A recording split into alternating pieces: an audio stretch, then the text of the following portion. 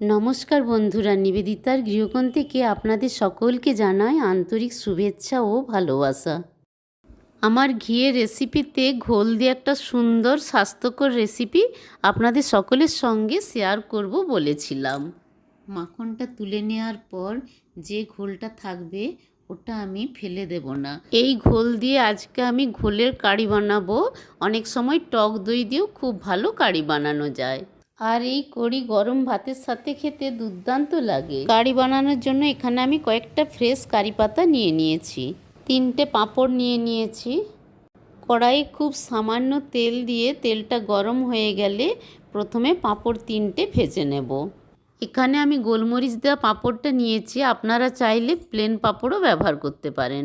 পাঁপড়গুলো ভেজে নেওয়ার পর যে অবশিষ্ট তেলটা থাকবে ওখানে আমি 1/2 চামচ কালো সর্ষে দিয়ে দিলাম।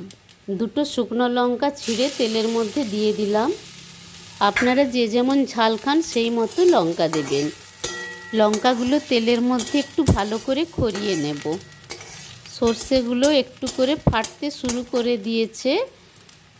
এরপর কারি পাতাগুলোকে ভালো করে ধুয়ে নিয়ে তেলের মধ্যে দিয়ে দেব। এই রান্নাতে আমি খুবই অল্প তেল ব্যবহার করেছি, কারণ ঘোল থেকে মাখনটা তুলে নেওয়ার পরও কিছুটা মাখন তো ঘোলের মধ্যে থেকেই যায়। সেই জন্য ঘোলটা গরম করার পর ওখান থেকে কিছুটা তো ঘি বেরিয়ে আসে, এই জন্য খুব অল্প তেলে ফোড়নটা ভেজে নিচ্ছি। গোটা সর্ষে, শুকনো লঙ্কা এবং কারি পাতার ভারী সুন্দর একটা স্মেল আসছে। এই পর্যায়ে সমস্ত ঘোলটা ফোড়নের মধ্যে ঢেলে দেব। এই পর্যায়ে গ্যাসের ফ্লেমটা একদম লোতে রাখতে হবে, না হলে ঘোলটা কেটে ছানা হয়ে যেতে পারে। হাতা দিয়ে ঘোলটা একটু নেড়ে নিয়ে এখানে পরিমাণ মতো লবণ এবং হলুদ দিয়ে দেব। বাড়িতে ঘোল না থাকলে টক দই দিয়েও এই একই প্রসেসে কারি বানাতে পারেন। আজকে আমি পাঁপড় দিয়ে কারিটা বানাচ্ছি। আপনারা চাইলে বেসনের ছোট ছোট বড়া করে ওই বড়াগুলোও কারির মধ্যে দিতে পারেন, ওটাও খুব খেতে টেস্টি হয়। আবার বেগুনকেও গোল গোল করে কেটে ভেজে কারির মধ্যে দিতে পারেন, অপূর্ব খেতে লাগে। হলুদটা একটু কম লাগছে, সেই জন্য আবারও একটুখানি হলুদ দিলাম। তবে খুব বেশি হলুদ দেবেন না, তাহলে কালারটা দেখতে খুব একটা ভালো লাগবে না। এরপর আস্তে আস্তে গ্যাসের ফ্লেমটা লো টু মিডিয়ামে করে দিলাম। এই কারি আপনারা ঝোলঝোলও খেতে পারেন, আবার একটু চাপচাপও খেতে পারেন। কারিতে জল বেশি থাকার জন্য কারিটাকে একটুখানি ফুটিয়ে গাঢ় করে নিলাম। এই পর্যায়ে পাঁপড়গুলো ভেঙে কারির মধ্যে দিয়ে দেব।